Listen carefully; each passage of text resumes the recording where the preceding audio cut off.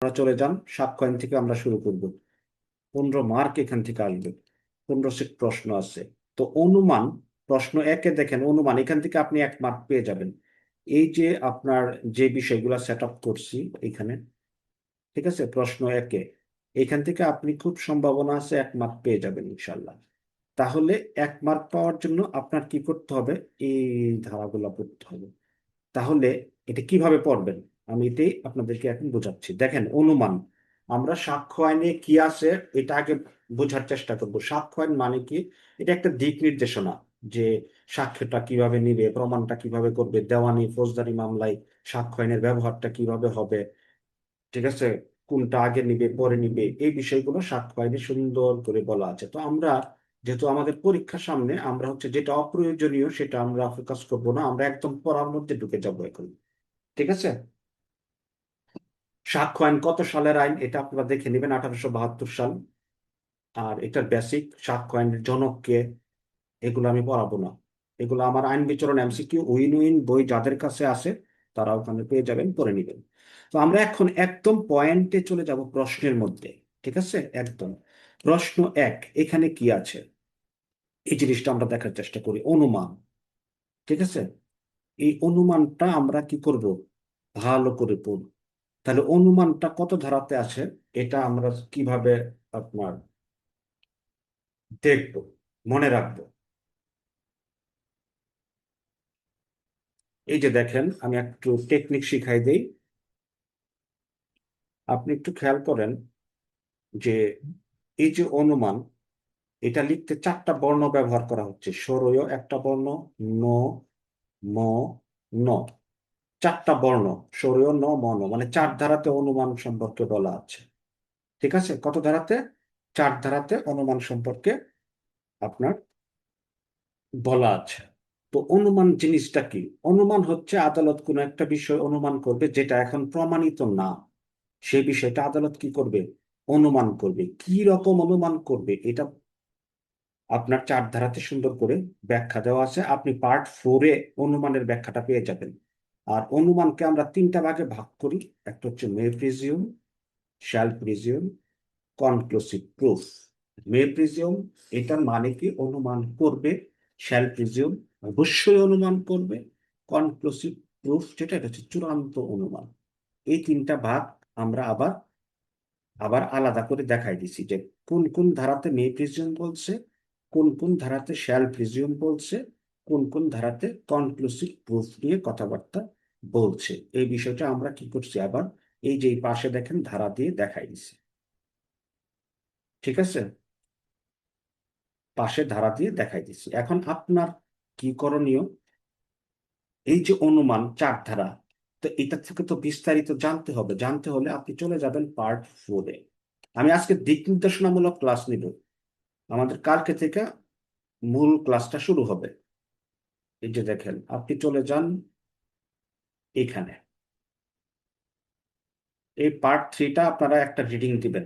এটাতে কি আছে পরে বলবো। আপনি চলে যাবেন পার্ট 4-এ। পার্ট 4-এ দেখেন অনুমান ধারা 4, এখানে সব ওই 4 ধারাটাকে এখানে বিস্তারিত দিয়ে দিয়েছি। তাহলে সাজেশনের 4 আপনি মনে রাখবেন, অনুমানটা 4 ধারাতে আছে, আর 4 ধারাতে কি কি আছে এটা এখানে পার্ট 4-এ। ঠিক আছে, পৃষ্ঠা নাম্বার হচ্ছে আইন বিচরণ এমসিকিউ আর শর্ট সাজেশন ফার্স্ট ডিভিশন, 13 নম্বর পৃষ্ঠা। 13 নম্বর পৃষ্ঠায় আপনি চলে যাবেন। এখানে এই অনুমানটাকে আমরা কি করছি, এক্সপ্লেন করছি। পড়ার সিস্টেমটা হচ্ছে এইভাবে পড়তে হবে। তো এই যে 4 ধারাতে অনুমান, সরেয় ন মন, এই অনুমান, এটা 3টা ভাগে ভাগ করা হয়েছে। মে প্রিজিউম, অনুমান করতে পারে আদালত কিছু কিছু বিষয় আছে যেগুলা ধরে নিতে পারে। ঠিক আছে, যতক্ষণ পর্যন্ত প্রমাণিত না হয় ততক্ষণ পর্যন্ত কোনো বিষয় প্রমাণিত বলে ধরে নিতে পারে, এটা একটু জোর কম। আর শ্যাল প্রিজিউম কি, অবশ্যই অনুমান করবে। এইখানে আরেকটু জোরালো প্রস্তাবনা আছে, আদালত কিছু বিষয়কে অবশ্যই প্রমাণিত বলে ধরে নিবে যতক্ষণ না মিথ্যা প্রমাণিত হয়। তাইলে 2টা বিষয় খণ্ডন করার সুযোগ আছে অপরপক্ষে। আর কনক্লুসিভ প্রুফ যেটা, এটা হচ্ছে চূড়ান্ত প্রমাণ, এখানে আর খণ্ডন করার কোনো সুযোগ দেয় না। এটা হচ্ছে একদম চূড়ান্ত, এটা অখণ্ডনীয়। পরীক্ষায় কিন্তু এইভাবে প্রশ্নগুলো আসবে। তাহলে এই যে চার ধারাতে এটা পেয়ে গেলেন। তারপরে বাকি ধারাগুলো এখানে দেওয়া আছে, আমরা হচ্ছে স্টেপ বাই স্টেপ ওই প্রশ্ন থেকে আবার এখানে আসবো। এখন আমরা 1 নাম্বার প্রশ্নের আপনার প্রথম যে সেগমেন্টটা, এটা আমরা কি বেসিক ধারণাটা নিলাম। তারপর আমরা চলে যাব মে প্রিজিউম কোন কোন ধারাতে বলা আছে, তাহলে অনুমানের বেসিক শেষ, মে প্রিজিউমে চলে আসবো আমরা এখন। মে প্রিজিউম কি? মে প্রিজিউম হচ্ছে অনুমান করতে পারে, মানে জোরালো, শক্তভাবে না, হালকা, ঠিক আছে, অনুমান করতে পারে। মানে ধরেন যে 10-12 জন লোক একটা ঘরে আছে, একটা মোবাইল হারাই গেছে, তাহলে আমরা ধরে নিতে পারি যে এই 10-12 জনের মধ্যে যে কোনো একজন নিতে পারে, অথবা অন্য কোনো ভাবে মোবাইলটা হারাইতে পারে। এখানে শক্তভাবে একজনকে কিন্তু আমরা বলতে পারতেছি না, এটাই হচ্ছে মে প্রিজুম, নর্মালি বোঝার জন্য। এখান থেকে আপনারা সবচেয়ে গুরুত্বপূর্ণ যে ধারাটা, আবার বইয়ের মধ্যে দাগান, 90, 90-এর এই দুইটা কোনোভাবেই মিস করা যাবে না। 90-90-এর আমি কিন্তু সিরিয়ালি পড়াই না, আমার পড়া হচ্ছে টপিক বেসড, অনুমান সব একসাথে, তাইলে দেখবেন মাথায় গেঁথে যাবে। অনেকে আছে ধারা 1 থেকে শুরু করে 167 পর্যন্ত পড়ে, that is not the procedure. Procedure হচ্ছে যেই টপিকটা পড়বেন ওই টপিকের সব আপনি একসাথে পড়বেন, এই জন্যই সাজেশনটা এভাবে তৈরি করা। আচ্ছা, তো মে প্রিজিউমের মধ্যে দেখেন 90 ধারাতে কি বলছে, এটা আগে পড়েন। 90 ধারাতে বলছে 30 বছরের পুরাতন দলিল সম্পর্কে আদালত কি অনুমান করবে, এটা বলছে 90 ধারাতে। 30 বছরের পুরাতন দলিল সম্পর্কে আদালত মে প্রিজিউম করবে। 90-এর বলছে 5 বছরের পুরাতন ডিজিটাল রেকর্ড, এটাতেও আদালত মে প্রিজিউম করবে। ডিজিটাল রেকর্ড কি? ডিজিটাল কোনো ডিভাইস, যেমন হতে পারে সিসিটিভি ফুটেজ, ঠিক আছে, এই যে যেমন হতে পারে ধরেন যে আমার এই যে মোবাইলটা দেখতে পাচ্ছেন, এই মোবাইলের মধ্যে রেকর্ড করা কোনো একটা ভিডিও, ঠিক আছে, এই মোবাইল দিয়ে আমি কি করলাম, একটা ভিডিও রেকর্ড করলাম, তাহলে এই যে মোবাইল দিয়ে অথবা সিসিটিভি ক্যামেরাতে যে একটা ভিডিও রেকর্ড হলো, এটাকে আমরা একটা দলিল বলতে পারি। কি দলিল এটা? ডিজিটাল দলিল, ডিজিটাল রেকর্ড, অথবা এটা হতে পারে কি ডিজিটাল একটা দলিল। এটাই বলছে কত, 90-এর। আর 90 ধারাতে বলছে আপনার আমাদের যে কাগজ দলিল, ওইটা, হ্যাঁ, কাগজের দলিল। আর 90-এর বলছে ডিজিটাল দলিল, যেটা দেখা যায় না, সরাসরি দেখা যায় না, ঠিক আছে। এই ডিজিটাল রেকর্ড সম্পর্কে কি মে প্রিজুম করবে? 90-এর 5 বছরের পুরাতন ডিজিটাল রেকর্ড। আচ্ছা, তাহলে এই দুইটা খুব গুরুত্বপূর্ণ। এর পাশাপাশি 89-এর এটা পড়বেন, শারীরিক বা ফরেনসিক সাক্ষ্য সম্পর্কে অনুমান। এটা বলছে 89-এর শারীরিক বা ফরেনসিক সাক্ষ্যটা কি। এটা দেখেন, ধরেন আমি একটা একটু বুঝাই, শারীরিক বা ফরেনসিক, তাইলে এটা ক্লিয়ার হবে, নাইলে অনেককে বুঝতে অসুবিধা হবে। ধরেন একটা লোক, একটু সাথে থাকেন,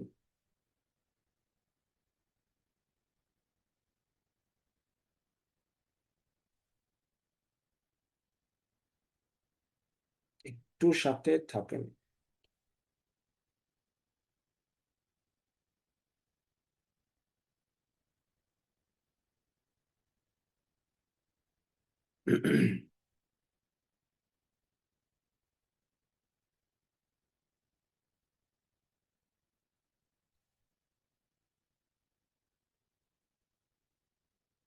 আর একটু সাথে থাকেন, আমি একটা কলম চুজ করছি, দেখতেছি কোনটা ভালো।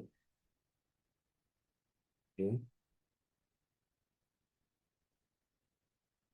আচ্ছা, আমি একটা উদাহরণ দিচ্ছি। মনে করেন, যে শারীরিক বা ফরেনসিক সাক্ষ্যটা কি, এই জিনিসটা বোঝানোর জন্য, কারণ এটা না বুঝলে আপনি জায়গায় জায়গায় ঝামেলায় পড়বেন। শারীরিক বা ফরেনসিক সাক্ষ্যটা কি, এটা বুঝতে হবে, এই লাইন, এই ব্যাপারটা বুঝতে হবে। ধরেন এখানে এই যে একটা ছবিতে আমি একটা লোকের ছবি আঁকলাম, এটা একটা লোক, আর এটা একটা লোক। এ কি করছে, এই লোকটা,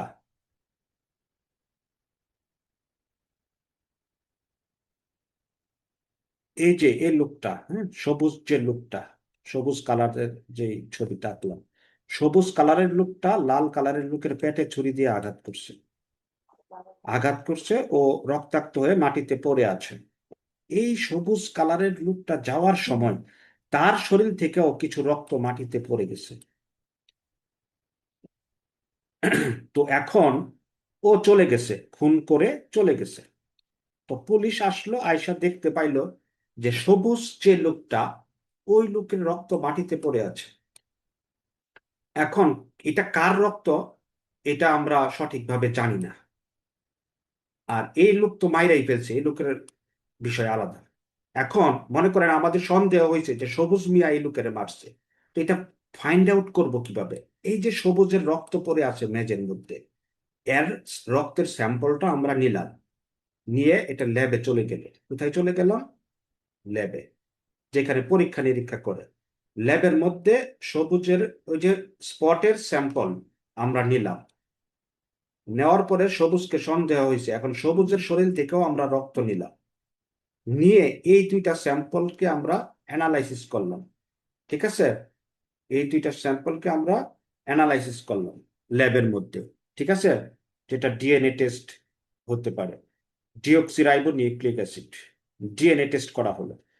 তো এই যে আপনার সবুজ মিয়ার রক্তটা আমরা স্পট থেকে পাইলাম, তারপর সবুজ মিয়ার শরীর থেকে রক্ত নিলাম, দুইটা রক্তকে আমরা যদি কম্পেয়ার করি, তাহলে তো বোঝা যাবে যেটা সবুজ মিয়ার রক্ত কিনা। স্পটের রক্তের সাথে সবুজ মিয়ার শরীরের রক্ত আপনার যদি মেকানিক্যাল প্রসেসের মাধ্যমে যদি আমরা টেস্ট করি, তাহলে আমরা বুঝতে পারবো। এই যে স্পটের যে সবুজের রক্তটা পাইলাম, এটা হচ্ছে শারীরিক আপনার স্যাম্পল। ঠিক আছে, এটা হচ্ছে কি শারীরিক স্যাম্পল, ফিজিক্যাল।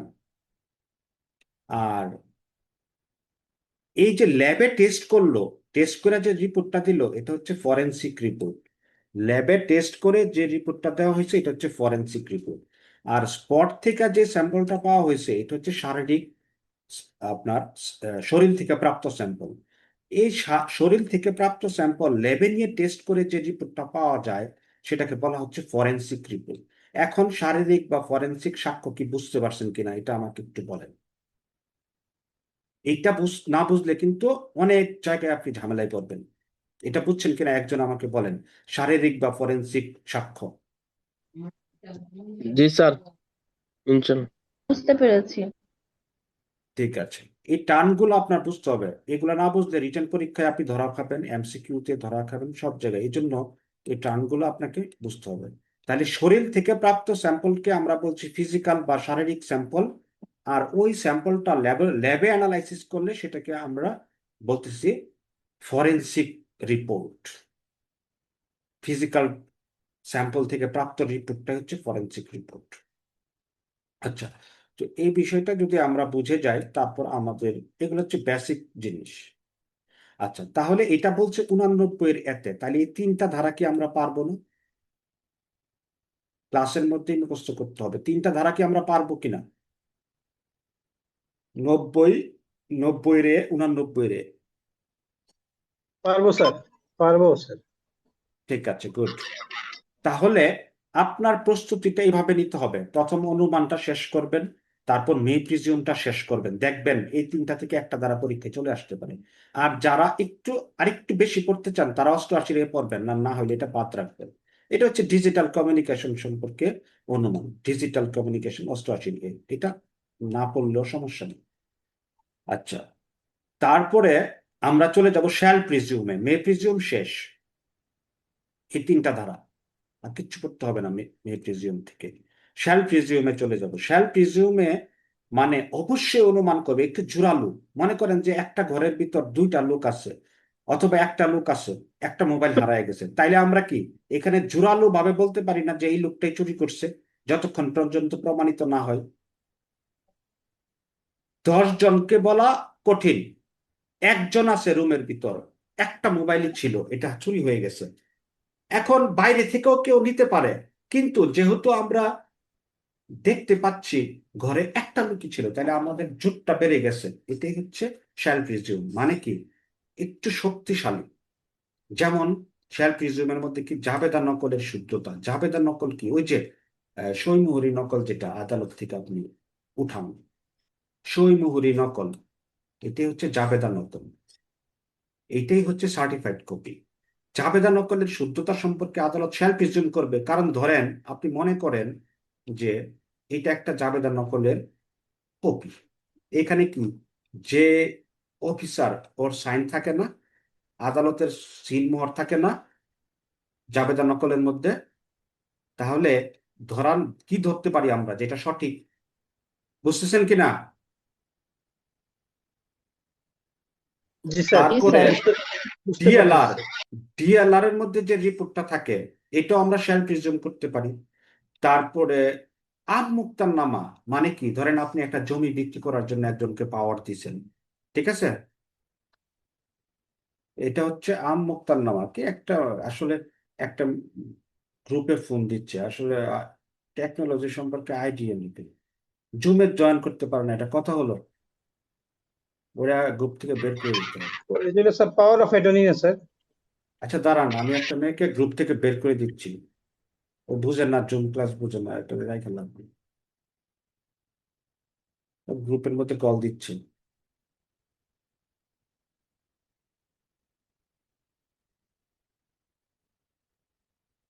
আচ্ছা, এখন আপনার ডিএলআর সম্পর্কে অনুমান, আচ্ছা আম মুক্তারনামা, আম মুক্তারনামা কি, পাওয়ার অফ অ্যাটর্নি, ঠিক আছে, পাওয়ার অফ অ্যাটর্নি কি,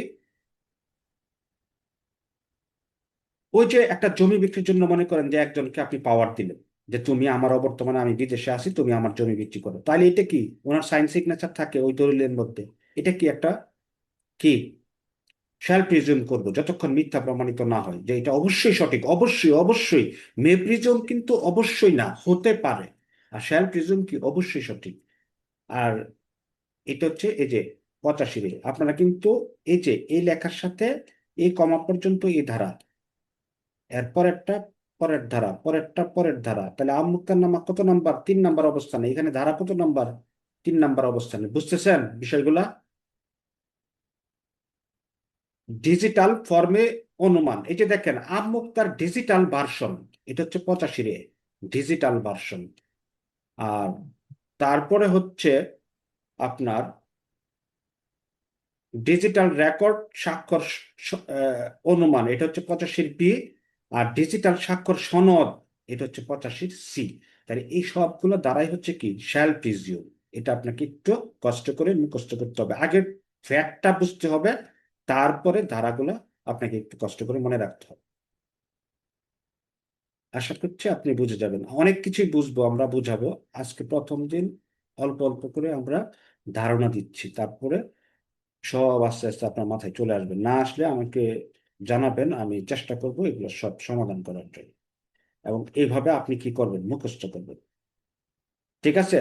তাহলে এখন লিখিত পরীক্ষা যারা দিবেন তাদের এখান থেকে কিভাবে, এটা একটা লিখিত পরীক্ষার একটা ফরম্যাট হইতে পারে। ধরেন লিখিত পরীক্ষায় আসলো, অনুমান বলতে কি বুঝছো, একটা দলিল সম্পর্কে আদালত কি অনুমান করে, এই প্রশ্নটা চলে আসলো, এখনো আসে নাই, কিন্তু খুবই সম্ভাবনা আসার মতো। আমি গতবার তামাদি আইন থেকে একটা প্রশ্ন বলছিলাম আসবে, এটা আসছে, প্রবলেম আসে নাই বিগত সালে, ওই যে আপনার আহ, নকল তুলতে এতদিন লাগছে, রায় দিচ্ছে এত তারিখ, তাহলে টোটাল কতদিন সময় এখানে হয়েছে, এই বিষয়ে একটা আমার এমসিকিউ বইয়ের মধ্যে প্রশ্নটা আমি অ্যাডভান্স দিয়ে রাখছি, এটা নিয়ে লিখিত পরীক্ষায় একটা প্রশ্ন আসছে।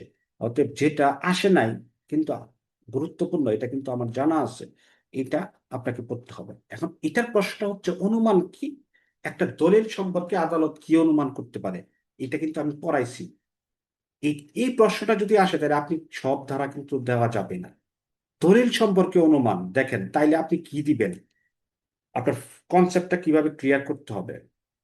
দলিল সম্পর্কে অনুমান, দলিলের প্রমাণ না, দলিল সম্পর্কে কি অনুমান করতে পারে, আমার প্রশ্ন হচ্ছে এটা।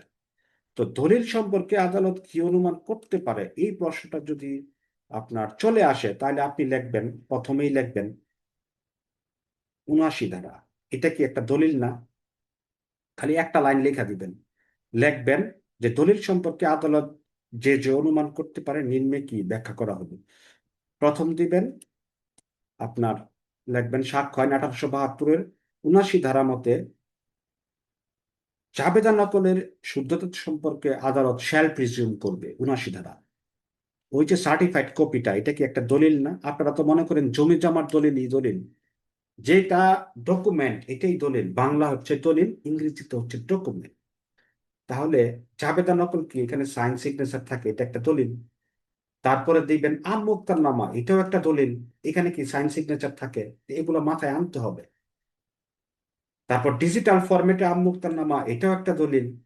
তারপরে 90 ধারাতে চলে যাবেন, 30 বছরের পুরাতন দলিল, এটাও একটা দলিল। তারপরে 90 এতে চলে যাবেন, 5 বছরের পুরাতন ডিজিটাল রেকর্ড, এটা সম্পর্কে আদালত মে প্রিজিউম করবে। এইভাবে যদি আপনি লিখে দিয়ে আসেন, আপনার 4 মার্কের প্রশ্ন থাকলে আপনি 4 পাবেন। লিখিত পরীক্ষা কিন্তু বিশাল বড় কোনো পরীক্ষা না, আপনার এটা প্রথম দ্বিতীয় পরীক্ষা না। আপনি জাস্ট 1 লাইন করে লিখে দিবেন, ঠিক আছে, আপনার লিখিত পাশ করবেন। আর লিখিত বই যেটা করছে বাজারের বিগত সালের প্রশ্ন দিয়ে অনেক বড় বড় করে অনেক কিছু লেখা রাখছে, এগুলো দরকার নেই। আপনি এমসিকিউর আলোকে লেখা দিয়ে আসবেন, প্রশ্নটা বুঝবেন, হয়ে যাবে। অনেকে প্রশ্নই ধরতে পারবে না এই প্রশ্নটা, যে অনুমান কি, একটা দলিল সম্পর্কে আদালত কি অনুমান করতে পারে, এই প্রশ্নটাই যদি ধরতে না পারে তাহলে আপনি লিখবেন কি? তাইলে এইটার উত্তর কি? উত্তর হচ্ছে 79 ধারা, 85 ধারা, এটা একটা দলিল, এটাও একটা দলিল, 85 রে 90, 90 রে, শেষ। আর বেশি কিছু দেওয়ার দরকার নেই। 4 মার্কের যদি প্রশ্ন আসে, 3 মার্কের যদি প্রশ্ন আসে, ঠিক আছে। তাহলে আমরা মে প্রিজিউম পড়লাম, শ্যাল প্রিজিউম পড়লাম। এখন আমরা দেখবো কনক্লুসিভ প্রুফ, চূড়ান্ত প্রমাণ। এখন এই 79 ধারার বিস্তারিত কোথায় পড়বেন? এখানে তো শুধু হেডলাইন দিয়ে দিছি, এই যে দেখেন, জাবেদা নকল, এটার সাথে এটা মিলাইয়া পড়বেন 79, ডিএলআর অনুমান 84, তারপরে আমুক্তার নামা 85। ডিএলআর সম্পর্কে আদালত কি অনুমান করবে? শ্যাল প্রিজিউম করবে। কারণ ডিএলআর কি, ওই যে পূর্বের যে রায় হয়েছে, রায়গুলা ডিএলআর এ উঠানো হয়, নজির। তাইলে আপনি যখন আদালতে একটা মামলা চলে, আপনি কি বলেন যে এত নাম্বার ডিএলআর এ আগে একটা মামলার এই এই রায় হয়েছে, এইটা হচ্ছে তার কপি, আপনি এটা আদালতে দিলে আমিও এরকম একটা মামলা ওইটার সাথে মিলে, অতএব আমিও এটার মতো রায় প্রার্থনা করছি, তাইলে আদালতের সুবিধা হয়। প্লাস আপনি একটা নজির দিয়ে দিলেন, আপনার পক্ষে আপনি মামলার রায়টা পেতে সুবিধা হয়। তাহলে এই ডিএলআর সম্পর্কেও আদালত কি করবে? 84 ধারাতে বলছে শ্যাল প্রিজিউম করবে, কারণ এটা অবশ্যই সঠিক, শ্যাল প্রিজিউম করবে। এটা 84 ধারাতে। আর ডিএলআর এর প্রাসঙ্গিকতা কত ধারাতে বলছে? এই যে ডিএলআরটা আপনি আদালতে দিতে পারতেছেন, এটা প্রাসঙ্গিক করছে 38 ধারা। প্রাসঙ্গিক করছে বিধায় আপনি দিতে পারতেছেন। আমরা একটা বেসিক ক্লাস করব সামনে, আগামীকালকে একটা বেসিক ক্লাস করব। আজকে আমরা একটু প্রশ্নগুলা কিভাবে পড়বো সামনের ক্লাসগুলা, এটা আমি একটু দেখাচ্ছি, যার ধরুন বেসিক না করেই আমরা প্রশ্নে চলে আসছি। এটা বেসিক ক্লাস করব সাক্ষ্য আইনের। কিছু কিছু ধারা আছে প্রাসঙ্গিকতা নিয়ে কথা বলছি, যেমন সাক্ষ্য আইনের 6 থেকে 55 পর্যন্ত প্রাসঙ্গিকতার ধারা। ওখানে যত বিষয় আছে সবই প্রাসঙ্গিক, একটু বেসিক কিছু বলে রাখি, সব প্রাসঙ্গিকতা। এটা যদি মাথায় রাখেন অনেক কিছু সমাধান হয়ে যাবে। প্রাসঙ্গিকতা কি? আদালতে আপনি প্রাসঙ্গিক বিষয়ে সাক্ষ্য দিতে পারবেন, প্রাসঙ্গিকতার বাইরে আপনি কি করতে পারবেন না? সাক্ষ্য দিতে পারবেন না। তো প্রাসঙ্গিক বিষয় কোনগুলা? 6 থেকে 56 পর্যন্ত, 55 পর্যন্ত সুন্দর করে বলা আছে। কি কি বলা আছে? একটা হচ্ছে নাম্বার 1, 1 নম্বরে আপনি যেটা দেখতে পাবেন সেটা হচ্ছে ঘটনার প্রাসঙ্গিকতা, একটা ঘটনা কিভাবে আরেকটা ঘটনার সাথে প্রাসঙ্গিক, ঠিক আছে, এটা আপনি দেখতে পাবেন। যেমন আপনার ওই যে অন্যত্র থাকার অজুহাত, যেটা আপনি যে একটা ঘটনা ঘটার সময় বিদেশ ছিলেন, এটা প্রাসঙ্গিক করছে সাক্ষ্য আইনের 11 ধারায়। যদি প্রাসঙ্গিক না করতো তাইলে আপনি ওইটা সম্পর্কে সাক্ষ্য দিতে পারতেন না, আপনি বলতে পারতেন না, ঠিক আছে। যেটা যেটা প্রাসঙ্গিক করছে এইটা আপনার কি, এই ঘটনার প্রাসঙ্গিকতাটা 6 থেকে 16 পর্যন্ত দেওয়া আছে। যেটা ও প্লি অফ এলিবাই। হ্যাঁ, ওইটা জাস্ট একটা উদাহরণ দিলাম আর কি, আমি পরে এগুলা ডিটেলস বলবো। তারপরে ঘটনার প্রাসঙ্গিকতা, ধরেন যে আপনি একটা মানুষকে মারার জন্য, ধরেন যে রহিম নামে একটা মানুষকে মারার জন্য 10 জন লোক আপনারা রেডি হয়েছেন, একজনে ছুরি কিনছেন, একটু ভালো করে খেয়াল করেন, ঠিক আছে। আমরা একটু পরে ঘটনার প্রাসঙ্গিকতাতে যাব, একটা জিনিস একটু ফাঁকে দিয়ে বলে নিচ্ছি, তারপরে আমরা কনক্লুসিভ প্রুফটা পড়বো, ঠিক আছে। আজকে আমি সিরিয়ালি পড়বো না, আজকে বেসিকটাকে একটু দেখানোর চেষ্টা করবো। যেমন আপনি খেয়াল করেন, একটা জিনিস ভালো করে খেয়াল করবেন, সাক্ষ্য আইনের অনেক কিছু আপনার ক্লিয়ার হয়ে যাবে, শুধু পড়লেই হবে না, আপনাকে একটু অ্যাডভান্স হইতে হবে। ধরেন এই যে একটা লাল ছবি আঁকতেছি, দেখতে পাচ্ছেন? এটা লাল মিয়া, লাল মিয়াকে দেখতে পাচ্ছেন আপনারা?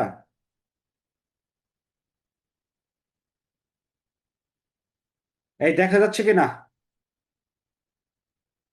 জি স্যার, দেখা জি স্যার, জি যাচ্ছে। দেখা যাচ্ছে স্যার, দেখা ওকে, যাচ্ছে। ঠিক আছে, ঠিক আছে।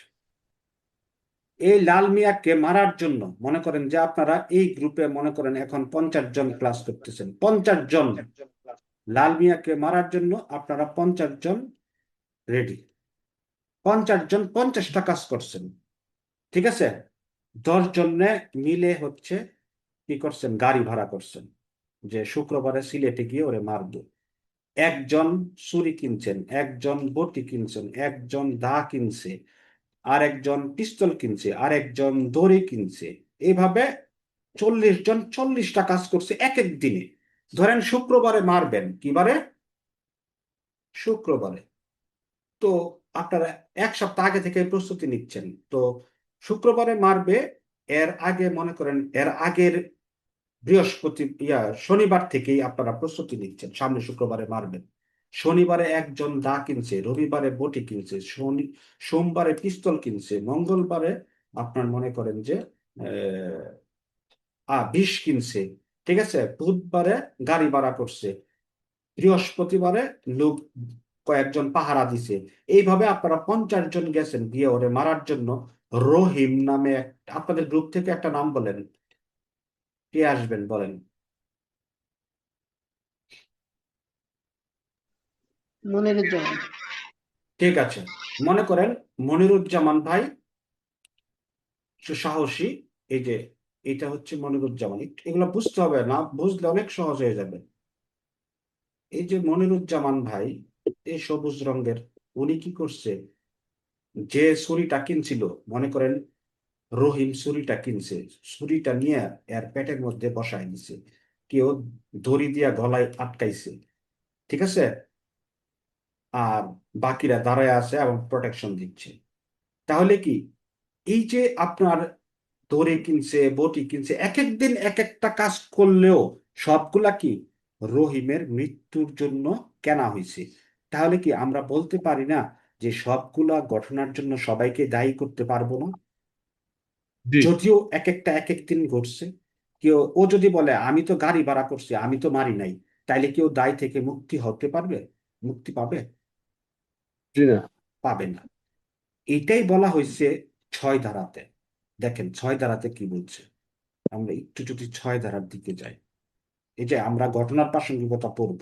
6 ধারাতে বলছে কি, 6 ধারাতে বলছে একই কাজের অংশ, এখানে শর্টলি লিখছি, একই কাজের অংশ, 6 ধারা। জি। তাহলে কি শুধুমাত্র যে পিস্তল কিনছে সে সে কি দায়ী?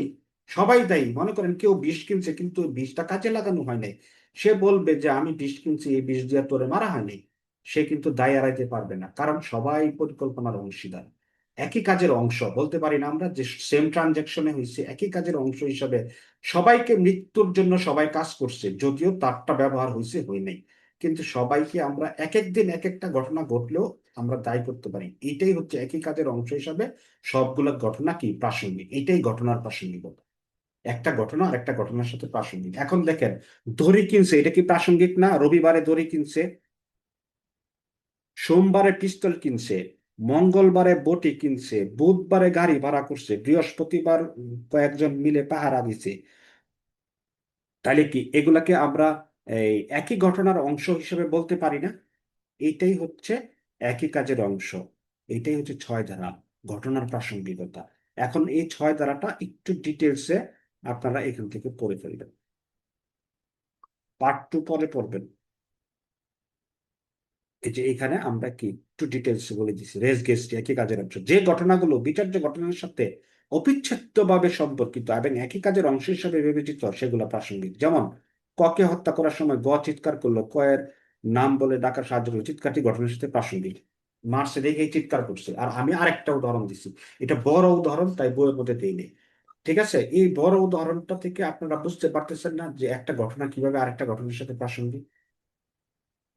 6 ধারা, তাহলে 6 থেকে, ঠিক আছে, 6 থেকে 16 পর্যন্ত সবই হচ্ছে ঘটনার প্রাসঙ্গিকতা। 7 ধারাতে দেখবেন ঘটনার প্রাসঙ্গিকতা নিয়ে আরেকটা আলোচনা করছে। 8 ধারাতে আমি সব একটা একটা করে বুঝাবো, আজকে 1 আর 2 আমরা শেষ করব, ঠিক আছে?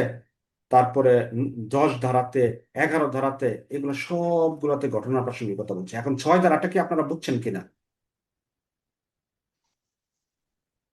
বলেন? বুঝছি স্যার। বুঝতে পারছি স্যার। জি, ওইটা হচ্ছে রেস জি জেস্টি। বুঝতে পেরেছি এটা স্যার। জি, জি একটার সাথে একটা সম্পর্কিত, এক ঘটনার সাথে আর ঘটনা সম্পর্কিত। জি এখন দেখেন Yes, এটা, yes. এই যে দেখেন পার্ট টুটা এটা কখন পড়বেন?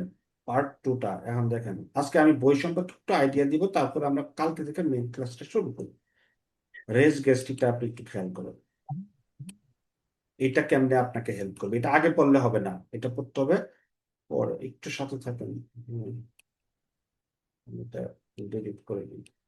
আচ্ছা এই যে দেখেন, এখন আপনি, আমরা যদি 6 দ্বারা পড়াইছি, এই যে কি লেখা আছে, res gestae fact forming part of same transaction, ধারা 6। এখন কি বুঝতে পারতেছেন ইংলিশ টার্মটা? এটা কি বুঝতে অসুবিধা হয়েছে এখন? Res gestae fact forming part of same transaction. Same transaction মানে কি? একই কাজের অংশ হিসাবে যদি করা হয় সেম ট্রানজাকশনে, মানে একটা মানুষকে মারার জন্য এতগুলা কাজ এক এক দিন এক একটা হয়েছে, তাইলে কি এইভাবে আপনি বুঝবেন এইগুলা? এখন পরীক্ষায় আসবে fact forming part of same transaction, নিচের কোনটাকে ইঙ্গিত দিচ্ছে? রেজ গেস্টি, অন্য আরেকটা দিবে খতে, গতে দিবে এটা এটা, অথবা কোন ধারা, এটা এইভাবে আসবে। তো এগুলো আপনাকে অনেক অ্যাডভান্স করবে। আচ্ছা এখন আমরা ওই যে 1 নাম্বার প্রশ্নের কনক্লুসিভ প্রুফটা বাকি পড়ে গেছিল, এটা আমরা একটু দেখে তারপর আমরা 2 নাম্বার প্রশ্নটা করে আজকে আমরা বিদায় নিব। তারপর আমরা একটু ডিসকাশন করব যে আমরা কয়টা থেকে ক্লাসটা করলে সুবিধা হয় এবং সামনে আরো কিভাবে কি করা যায়, এভরিথিং নিয়ে একটু ডিসকাশন করব। আজকে অল্প একটু পড়াবো। তারপরে কনক্লুসিভ প্রুফ, চূড়ান্ত প্রমাণ, এটার কোনো খণ্ডন করা যাবে না। এটা 112 আর হচ্ছে 41 ধারাতে আছে। আমরা 41 ধারাটা আজকে দেখবো না, 112 ধারাটা দেখবো। 112 ধারাতে বলছে কনক্লুসিভ প্রুফ, তাইলে কি অনুমান কি সব একসাথে নিয়ে আসছে কিনা বুঝতে পারতেছেন অনুমানের বিষয়টা? তাহলে এটা যদি এভাবে পড়েন তাহলে আপনার দেখবেন সব হয়ে যাবে, আর শুধু আমার প্রশ্নগুলো পড়বেন, আর কিছু করতে হবে না ইনশাল্লাহ। কারণ কনক্লুসিভ প্রুফ 112 ধারা, এটা কোথায় পড়বেন? ডিটেলসটা পার্ট 4-এ চলে যাবেন। এই যে ধারারটা আহ, ইয়ে আছে না, এখানে আপনি পার্ট 4-এ 112 ধারাতে চলে যাবেন। আমি সুন্দর এটা করে 12, সব বুঝাই দেবো। 12 নম্বর পেজে আছে, মানে পেজ নাম্বার 12-তে আছে। হ্যাঁ পেজ নাম্বার 12-তে চলে যাবে, ঠিক আছে নিচে একদম। ও হ্যাঁ, নিচে হ্যাঁ না, আরো কিছু, আরো নিচে। হ্যাঁ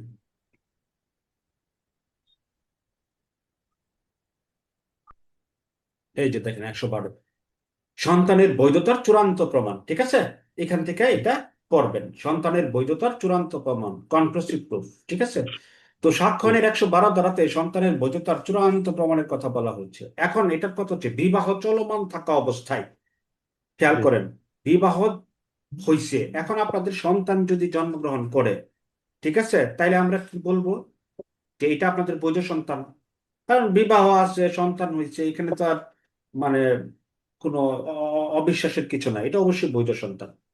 আবার হইতে পারে, এটা কনক্লুসিভ প্রুফ, আবার হইতে পারে বিবাহ বিচ্ছেদের হয়ে গেছে, বিবাহ বিচ্ছেদের পর 280 দিনের মধ্যে যদি কোনো সন্তান জন্মগ্রহণ করে স্বামী স্ত্রীর মধ্যে যারা বিবাহ বিচ্ছেদ করছে, এটা তাদের সন্তান ধরে নেওয়া হবে যদি ওই যে মহিলাটা, ওই যে মেয়েটা বা ওই যে মাটা, সে যদি পুনরায় বিবাহ না করে, সে যদি পুনরায় বিবাহ না করে, তাহলে এটা তাদের সন্তান, এটাই ধরে নেওয়া হবে বিবাহ বিচ্ছেদের পরেও 280 দিনের মধ্যে যদি জন্মগ্রহণ করে এবং ওই মহিলাটা যদি বিবাহ না করে। তাহলে এই অনুমানটা কি অখণ্ডনীয় অনুমান, মানে খণ্ডন করা যাবে না, বুঝছেন? জি। এখন এগুলো আপনারা ডিটেলস একটু পড়বেন। আর এটা খণ্ডন করা যায় একটা ক্ষেত্রে, যদি ধরেন যে একটা লোক বিয়ে করছে আজকে, বিয়ে করে আজকেই সে চলে গেছে লন্ডন, এখন যদি সে 6 মাস পরে শুনে তার স্ত্রীর বাচ্চা হইতেছে, তাহলে এখানে তো খণ্ডন করা যায়। জি। কারণ তার যে প্রসেস বা যে প্রক্রিয়ার মধ্য দিয়ে বাচ্চা হওয়ার কথা, ওই প্রক্রিয়াটা তো হয় নাই। কেবলমাত্র ওই ক্ষেত্রেই খণ্ডনের সুযোগ আছে, আদারওয়াইজ আর খণ্ডন করার কিছু নাই। বুঝাইতে পারছি? জি। এখানে সব দিয়ে দিছি। যে প্রক্রিয়ায় মাতৃগর্ভে আসে ওই প্রক্রিয়া না হইলে এই ক্ষেত্রে কেবলমাত্র খণ্ডন করার সুযোগ আছে, আর না হলে কোনোভাবে সুযোগ নেই, এটা অখণ্ডনীয়। আচ্ছা তাহলে আপনি আপনি আবার মনে করতে পারেন কি এখন 112 পড়লাম, মাঝখানের ধারা কই? মাঝখানের ধারা যখন যেটা লাগবে তখন সেটা আনবো। আপনার যদি চাল লাগে, আপনি ডিম যদি ঘরে আইনা বসে রাখেন, আপনার কি খিদা মিটবে? আপনার চাল দরকার, চাল নিয়ে আসেন। আপনার মাংস যখন দরকার, মাংস নিয়ে আসবেন। যখন যেটা দরকার, এখন সব যেটা দরকার নাই এটাও করছেন, তাহলে আপনি আর পরীক্ষার হলে অভাবে পড়লে আপনি আর কিছুই করতে পারবেন না। বুঝছেন? এই জন্য আমি টপিক ওয়াইজ পড়াই। এটা যদি আপনি ভাবে পড়েন, রিটেন এমসিকিউ একসাথে হয়ে যাবে, আপনি সব পারবেন। তারপরে আপনাকে ঈদের পরে আমি একটা এমসিকিউ প্র্যাকটিস ম্যানুয়াল দিব, যেটা থেকে আপনি প্র্যাকটিস করে আপনি তখন মজা করে প্র্যাকটিস করবেন। ওখানে সব এগুলা, এইগুলা থেকে প্রশ্ন এক থেকে কিছু এমসিকিউ প্র্যাকটিস করে দিবেন 4টা অপশন দিয়ে, যেটা আমি গ্রুপে কয়েকটা দিয়েছিলাম নমুনা হিসেবে কয়েকদিন আগে। এইভাবে আমি করে দিব, আপনি সব কমন পাবেন ইনশাল্লাহ। তাহলে আপনার কাজ হচ্ছে এখন প্রশ্ন একটা মুখস্থ করা, তারপরে প্রশ্ন 2টা পড়া। আজকে প্রশ্ন 2 পর্যন্ত আমরা দেখব। ও তারপরে যেটা আমাদের অনুমান শেষ, এখন আমরা প্রাসঙ্গিকতায় চলে আসবো। আমরা প্রথম টপিকটা হচ্ছে ঘটনার প্রাসঙ্গিকতা, একটা ঘটনা কিভাবে আরেকটা ঘটনার সাথে প্রাসঙ্গিক। এখন রহিমকে মারার জন্য দা কিনছে, এটা একটা ঘটনা, এটা প্রাসঙ্গিক কিনা আপনারাই বলেন। ছুরি কিনছে, ওই ঘটনা কি মৃত্যুর ঘটনার সাথে প্রাসঙ্গিক কিনা বলেন। জি। বটি কিনছে, প্রাসঙ্গিক কিনা বলেন। জি, অবশ্যই প্রাসঙ্গিক। তারপরে গাড়ি ভাড়া করছে রহিমকে মারার জন্য 40 জি, জনে, প্রাসঙ্গিক কিনা বলেন। জি। প্রাসঙ্গিক। তাইলে আপনি কি বুঝতে পারতেছেন কিভাবে ঘটনার প্রাসঙ্গিকতা, একটা ঘটনা আরেকটা ঘটনার সাথে প্রাসঙ্গিক হয় 6 ধারা মতে। রেস গেস্টি বলে এটাকে, অবিচ্ছেদ্য যে ঘটনাগুলা, সেটা এক এক দিন হইতে পারে। আপনি দড়ি কিনছেন শনিবারে, পিস্তল কিনছেন রবিবারে, তার মানে এটা না যে ওইটা ওই ঘটনার বাইরের ঘটনা না, একই ঘটনা। একটু খেয়াল করে চিন্তা করতে হবে। তাহলে 6 ধারা আপনার শেষ হয়ে গেল। আর 5 ধারাটা হচ্ছে বেসিক ধারা। 5 ধারা বলছে কোন কোন বিষয়ে সাক্ষ্য দেওয়া যাবে। বিচার্য বিষয়, যদি চুরি করতে যান চুরি, খুন করতে গেলে খুন, এটা বিচার্য বিষয়। আর খুনের সাথে যেগুলো সম্পর্কিত এগুলো প্রাসঙ্গিক বিষয়। তাহলে বিষয়ই তো 2টা, কি কি? বিচার্য বিষয় এবং প্রাসঙ্গিক প্রাসঙ্গিক বিষয়। বিষয়। প্রাসঙ্গিক বিষয়, বিচার্য এই বিষয় 2টা ও বিষয়ে প্রাসঙ্গিক বিষয় সাক্ষ্য প্রাসঙ্গিক দেওয়া বলা যাবে। যাবে। এটা 5 ধারা। জি। যেটা মূল বিষয় সেটা বিচার্য বিষয়, আর বিচার্য বিষয়ের সাথে সম্পর্কিত যেটা সেটা প্রাসঙ্গিক বিষয়। এখন মনে করেন যে আপনার ঘরে চুরি হয়েছে, এখন নিচের কোনটি প্রাসঙ্গিক? তালা কেটে আসছে, ঘরের বুয়ার কাছে চাবি ছিল, সে হয়তো বা কাউকে দিয়ে চুরি করাইছে, খ।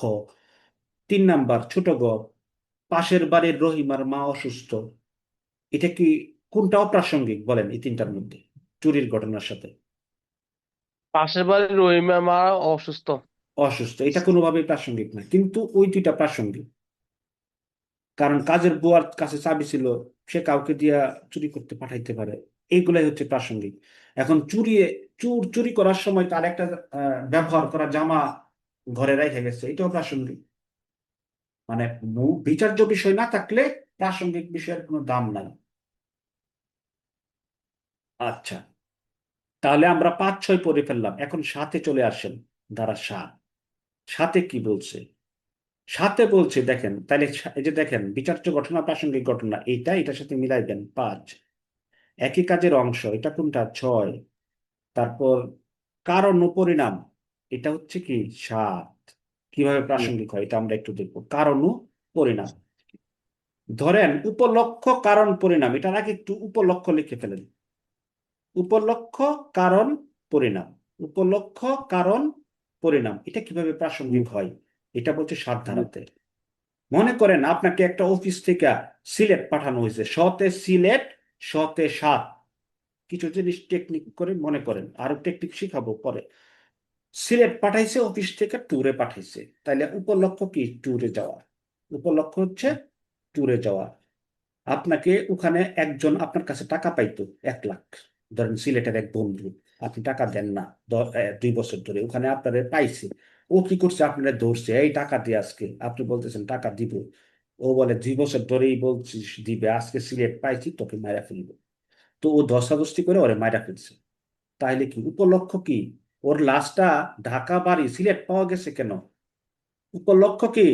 ট্যুরে যাওয়া। এই উদাহরণগুলো লিখে রাখেন, মনে রাখতে সুবিধা হবে। উপলক্ষ কি কোম্পানি ট্যুরে দূরে পাঠাইছে, যাওয়া। এটা লাস্ট পাওয়া গেছে। কারণ কি? টাকা পাইতো। কে পাইতো? ওই লোকের বন্ধু। পরিণামে কি হয়েছে? মৃত্যু। তাহলে মৃত্যু। মিলাইছেন? উদাহরণটা মিলছে? উপলক্ষ, কারণ, পরিণাম মিলছে হ্যাঁ কিনা? এই মিলছে। উদাহরণ বইয়ের মধ্যে পাবেন না। এটা প্র্যাকটিক্যাল উদাহরণ বলতেছি, যেটা রিয়েল লাইফে ঘটে থাকে। আর বইয়ের মধ্যে যেগুলো আছে সেগুলো বুঝতে অসুবিধা হবে আপনার। এখন আপনি বইয়েরটা পড়লে বুঝবেন। তাহলে উপলক্ষ, কারণ, পরিণাম কিভাবে প্রাসঙ্গিক হয় বুঝতে পারছেন? হ্যাঁ উদাহরণটা খাতায় টুকে রাখেন। সে একটা কোম্পানিতে চাকরি করে, উপলক্ষ কি? ট্যুরে যাওয়া। কোম্পানি ট্যুরে পাঠায় না? কারণ জি। কি? মরছে। কারণ কি? ওই যে টাকা পাইতো, টাকা টাকা দেয় পাইতো। না। পরিণামে কি হয়েছে? মৃত্যু। মৃত্যু। তাহলে সতে সাত, সতে সিলেট, সিলেটে গেছে। এইভাবে মনে রাখেন। তারপরে আট ধারাটা দেখেন, আট ধারাটা সাক্ষ্য আইন কিন্তু কঠিন। আমি কিন্তু কঠিনটা নিয়েই পড়াইতে বসছি। ওই তামাদির দুই তিনটা বিষয়, এগুলো পড়ার কি আছে? এগুলো আমরা একদিনই শেষ করে ফেলবো। আর সাক্ষ্য আমার আইন কাজ সবচেয়ে হচ্ছে, সহজ না। হ্যাঁ, আমার মনে হয় সাক্ষ্য আইন সবচেয়ে সহজ। না না, সাক্ষ্য আইন একটু কঠিন আছে না বুঝলে। বুঝলে সবচেয়ে সহজ। এটা ম্যাথের মতো, ম্যাথমেটিক্সের মতো, ক্যালকুলাস, হ্যাঁ, তারপর ত্রিকোণমিতি, জ্যামিতি, এগুলা যেমন বুঝলে সহজ, না বুঝলে কঠিন। সাক্ষ্য আইনটা হচ্ছে এরকম, ম্যাথমেটিক্স এর মতো। মানে এখানে বুঝলে আপনার কাছে সহজ লাগবে, না বুঝলে আপনার কাছে কঠিন লাগবে, মুখস্থ করলে কঠিন লাগবে। আচ্ছা, এখন আমার পড়া না বোঝার কোনো সুযোগ নাই আপনার। আট ধারাতে দেখেন, আট ধারাতে কি আছে? আট ধারাতে হচ্ছে আপনার উদ্দেশ্য, প্রস্তুতি, পূর্ববর্তী এবং পরবর্তী আচরণ প্রাসঙ্গিক। উদ্দেশ্য, উদ্দেশ্য, প্রস্তুতি, ঠিক আছে, পূর্ববর্তী এবং পরবর্তী আচরণ, প্রিভিয়াস, পূর্ববর্তী, আর সাবসিকুয়েন্ট, পরবর্তী, কন্ডাক্ট, আচরণ কিভাবে প্রাসঙ্গিক হয়। উদ্দেশ্য, প্রস্তুতি, পূর্ববর্তী, পরবর্তী আচরণ, এটা কত ধারা বলেন? 8 ধারা। আট ধারা। এটা মনে রাখবেন কেমনে? এই যে দেখেন, আট ধারা দিয়ে আটজন বন্ধু। কয়জন বন্ধু? 8 জন। আটজন। এটা মনে রাখেন। তাইলে আট ধারা আপনার আর কিচ্ছু করতে হবে না, শুধু উদাহরণ মনে রাখবেন। বাকিটা পরীক্ষায় আসলে অটোমেটিক আপনার মাথায় চলে আসবে। এই টেকনিকটা আমি দেখাই দিচ্ছি। উদ্দেশ্য, প্রস্তুতি, পূর্ববর্তী, পরবর্তী আচরণ প্রাসঙ্গিক। আচ্ছা, আট বন্ধু, মনে করেন আপনারা 8 বন্ধু 2 বছর ধরে একটা চায়ের দোকানে বসে চা খান। সাক্ষ্য আইনটা ভাই এরকমই। প্র্যাকটিক্যাল উদাহরণ দিয়ে আপনি বুঝবেন, আপনি পারবেন। মুখস্থ করলে হবে না। আপনার অনেকে আছে আপনাকে শুধু ওই ধারা মুখস্থ করাই দিবে। উদ্দেশ্য, প্রস্তুতি, পূর্ববর্তী, পরবর্তী আচরণ প্রাসঙ্গিক, আগে কি পরে কি কিচ্ছু জানেন না আপনি। ধারা মুখস্থ করে রাখছেন। লাইন তো বোঝাই যায়। উদ্দেশ্য, যে কোনো একটা উদ্দেশ্য হবে, প্রস্তুতি হবে একটা কিছু, পূর্ববর্তী, পরবর্তী আচরণ হবে একটা কিছু, কিন্তু কি হবে এটার আপনি বুঝেন না। এটা না বুঝলে আপনি এই লাইন পড়ে কোনো লাভ হবে না। উদ্দেশ্য, প্রস্তুতি, পূর্ববর্তী, পরবর্তী আচরণ। দেখেন, 8 জন বন্ধু, আপনারা 2 বছর ধরে এই চা স্টলের মধ্যে চা খান। খেয়াল করলেন উদাহরণটা, এই উদাহরণ মনে রাখবেন, ধারা এমনি মনে আসবে। চায়ের স্টল, এই চায়ের স্টলে কি করে? বসে বসে কি করে? চা খায়। চা আড্ডা খায়। দেয়। কয়জন? 8 জন। 8 জন। আপনার নাম কি ভাই? নাম কি? একটু নামটাও আমরা মুখস্থ করি আস্তে আস্তে। আপনার নাম কি? আমার সাথে কথা বললেন এই মুহূর্তে। মান্নান, আব্দুল মান্নান আমি। ও, মাদারীপুর থেকে। আব্দুল মান্নান ভাই। মান্নান ভাই কোথা থেকে বলছিলেন? মাদারীপুর। মাদারীপুর, হ্যাঁ। আপনি 8 জন বন্ধু, আপনারা একটা চায়ের দোকানে বসে আড্ডা দেন প্রতিদিন, 2 বছর ধরে এইভাবে দিয়ে আসছেন। হঠাৎ করে একজনের সাথে আপনার 7 জনের একটু মনোমালিন্য হয়েছে। 8 জনের 7 জন মিলা বলতেছে, এই যে লাল মিয়া, ওরে আমরা চায়ের সাথে বিষ মিশিয়ে মেরে ফেলবো। 7 জন কি করছে? বিষ কিনে আনছে। আয়না, পরের দিন এই প্রতিদিন বিকাল রাত 8টায় চায়ের দোকানে বসে আড্ডা দেন। রাত 8টা কেন বলতেছি? আট ধারার বিষয়। বন্ধু 8 জন, রাত 8টায় 1 ঘন্টা বা 2 ঘন্টা আপনারা আড্ডা দেন। রাত 8টার সময় কি করছে? বিষ মিশাই দেওয়া হয়েছে আপনার এই এই এই যে লাল মিয়ার চায়ের মধ্যে। লাল মিয়া চাটা খেয়ে আস্তে আস্তে লুটিয়ে পড়ছে, মৃত্যুর কোলে কোলে পড়ছে, না ফেরার দেশে চলে যাচ্ছে। আপনারা এটা বুঝতে পেরে 7 জন কি করছে? ধরেন একটা মেসের মধ্যে থাকতো, ঠিক আছে? 8 নাম্বার জি। বাড়ি, কয় নাম্বার বাড়ি? 8 নাম্বার। 8 নাম্বার বাড়ি। রুট নাম্বার কত? 8 8 8 নাম্বার রোডের 8 নাম্বার বাড়িতে কি করতো? 8 তলায় ভাড়া থাকতো। কয় তলায়? 8 তলায়। 8 তলায়। ব্যাচেলাররা তো 8 তলাতেই থাকে ছাদের মধ্যে, তাই না? আচ্ছা। তো দেখেন, এরে যখন দেখতেছে ও মৃত্যুর কুলে ঢলে পড়তেছে, এরা কি 2 বছর ধরে মেসে থাকে, মেসে গিয়ে থাকার কথা, কিন্তু এরা কি করলো? মেসে না থাইকা যার যার বাড়িতে চলে গেল। কারো বাড়ি বরিশাল, কারো বাড়ি রংপুর, কারো বাড়ি নরসিংদী, কারো বাড়ি জামালপুর, কারো বাড়ি হচ্ছে সিলেট। কুমিল্লা। ঠিক আছে? এখন দেখেন, এটা কি সন্দেহজনক কিনা? হুম। জি। তাহলে দেখেন, এখন এই লাইনটার সাথে আমি বুঝাই দিই উদাহরণটা। উদ্দেশ্য কি? মেরে ফেলা। এখন খাতার মধ্যে লেখেন, উদ্দেশ্য কি? মেরে ফেলা। প্রস্তুতি হিসাবে কি কিনছে? 20। পূর্ববর্তী আচরণ কি? ভালো বন্ধু, ভালো ভালো বন্ধু, চা খাওয়া, একসাথে আড্ডা দেওয়া।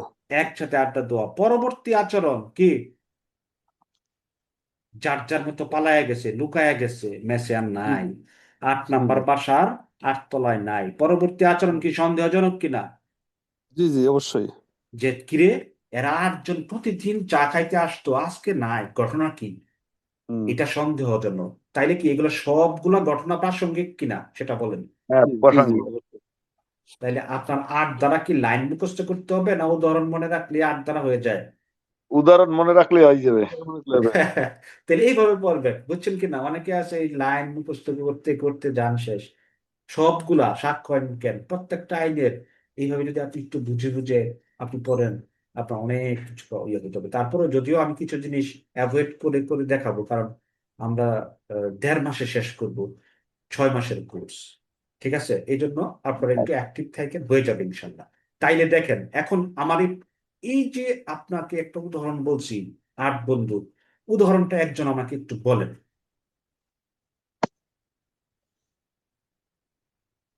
8 নাম্বার বাসায় থাকতো, 8 জি। তলায় 8 জন বন্ধু। না, আমি বলবো 8 জন 8 বন্ধু বন্ধু। 8 জন বন্ধু এক জায়গায় চা খাইতো দীর্ঘদিন 2 যাবত। বছর ধরে। 2 8 বছর বছর পরে, ধরে খাইতো, মনে করেন 8 বছর ধরে। 8 বছর যাবত চা খাইছে। চা খাওয়ার পরে 7 জনে পরিকল্পনা করে বিষ দিয়ে তাকে মেরে ফেললো। হুম 8 তারপরে 7 জন না। ওই, হুম না, 7 জন আবার কি করলো, 8 নম্বর রুট দিয়া 8 8 নম্বর তলার বাড়িতে বাসায়। 8 তলায় যায় উঠলো। পরবর্তীতে আবার সেখান থেকে যার যার যেখানে যে বাড়ি সেখানে তারা চলে গেল। এটা হলো প্রাসঙ্গিক। প্রাসঙ্গিক। তাইলে দেখেন, জি। উদ্দেশ্য কি? উদ্দেশ্য হলো মেরে মেরে মৃত্যু। ফেলা। প্রস্তুতি হিসাবে কি কিনছে? বিষ 20 কিনছিল। পূর্ববর্তী আচরণ কি? ভালো একসাথে বন্ধু। আড্ডা ভালো দিছিল, বন্ধু ছিল। ভালো বন্ধু ছিল। পরবর্তী আচরণ কি? যার যার যে মতো পালায় গেছে যার ওইটা। যার বাড়ি চলে গেছে। রাজা ভাই তাহলে ঠিক আছে। এটা কি 8 মুখস্থ করার দরকার আছে? 8 ধারাতে যে এটা না। আছে, এটা কি আপনারা বুঝবেন না? হ্যাঁ হ্যাঁ, হ্যাঁ। অবশ্যই বুঝবো। জি। আপনি সবসময় একটা জিনিস খেয়াল করুন, রিয়েল লাইফের আপনার এক্সাম্পল যদি আপনি ধারার সাথে মিলাইতে পারেন, তাইলে আপনি পারফেক্টলি সব পারবেন। আর আমি সবকিছু, আর আপনি বলতে পারেন যে তাহলে আপনি বইয়ের মধ্যে এটা দেন নাই কেন? বইয়ের মধ্যে এত কিছু দিলে তো বই বড় হয়ে যায়, পরে হচ্ছে অনেকে ভয় পায়। এই জন্য এটা আসলে দেওয়া হয় নাই। আপনারা এখন বুঝে যাবেন ইনশাল্লাহ। উদ্দেশ্য, প্রস্তুতি, পূর্ববর্তী, পরবর্তী আচরণ, প্রাসঙ্গিক, শেষ। সুন্দর। এটা হচ্ছে কন্ডাক্ট। আচরণ ইংরেজি কি? কন্ডাক্ট। তাহলে কন্ডাক্ট যদি শুধু আসে, কন্ডাক্ট নিয়ে কোন ধারাতে বলছে? 8 ধারাতে। প্রিভিয়াস অ্যান্ড সাবসিকুয়েন্ট কন্ডাক্ট কোন ধারা? 8 ধারা। প্রিপারেশন কোন ধারা? 8 ধারা। ঠিক আছে? আচ্ছা, এখন ষড়যন্ত্রকারীর কথা এবং কাজ, এটা কিভাবে প্রাসঙ্গিক হয় 10 ধারা দিয়ে দেখেন। এটাও আমি সুন্দর করে বুঝাই দিই। ষড়যন্ত্রকারীর কথা এবং কাজ, কাজ এবং কথা না, এটা কথাটা আগে আসবে, কাজটা পরে যাবে। এটা এভাবে বলবেন। আচ্ছা, ষড়যন্ত্রকারীর কথা এবং কাজ। দেখেন, আপনারা মনে করেন আমরা 50 জন আছি ক্লাসে, 50 জন মিলে আমরা ষড়যন্ত্র করতেছি, রহিমকে মারবো, প্রথমত পিস্তল কিনবো, পরে বটি কিনবো, পরে দা কিনবো, গিয়ে শুক্রবার ওরে মারবো। তাইলে এখন কি কিনছেন না কথা বলছেন? শুধু কথা বলছি শুধু। কথা বলছেন। এই কথা অনুযায়ী তো পরে কাজগুলা করেন, পিস্তল কিনেন, ছুরি কিনেন, বটি রশি কিনেন, কিনি, রশি কিনেন। তাইলে কথা এবং কি, কথা অনুযায়ী কি হয়? ষড়যন্ত্র, কাজ। এই সবই কাজ, হচ্ছে কি? প্রাসঙ্গিক। কথাও প্রাসঙ্গিক, ষড়যন্ত্র, কাজও প্রাসঙ্গিক। কাজ। তার মানে কি দাঁড়াইলো? তার মানে দাঁড়াইলো ষড়যন্ত্রকারীর কথা এবং কাজ দুইটাই প্রাসঙ্গিক। এটাকে ইংলিশে বলে কমন ডিজাইন। কি? ওই যে কমন পেনাল কোডের 34 ধারাতে যেটা পড়ে আসছে ওরকম।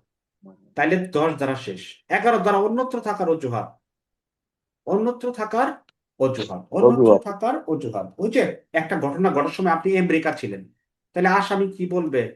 আসামি নামে মামলা হইলে আসামি এসে বলবে আমি তো আমেরিকা ছিলাম, এই যে আমার পাসপোর্ট। এইটাও প্রাসঙ্গিক করছে। কত ধারা? 11। 11। প্রাসঙ্গিক না হইলে তো সে আপনার এটা বলতে পারতো না। যেহেতু প্রাসঙ্গিক করছে বলতে পারছে। আর এটা প্রমাণের দায়ভার কততে আছে? 103-এ। এগুলো আমরা পরে দেখবো আর কি।